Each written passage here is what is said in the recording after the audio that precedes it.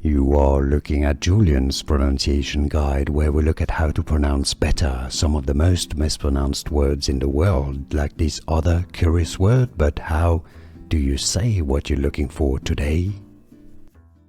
Let's learn once and for all how to pronounce this name correctly, or at least how it's pronounced usually, more commonly in English.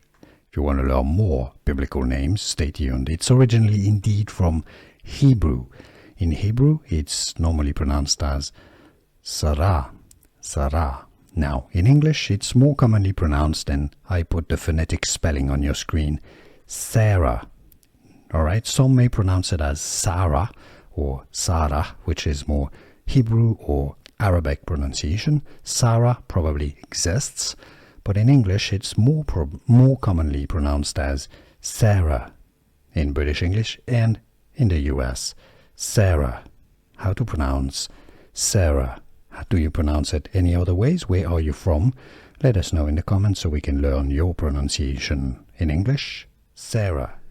Here are more videos on how to pronounce more confusing words and names too many mispronounced. Like this video if you found it useful. I appreciate your support. I'll see you soon, and thanks for watching.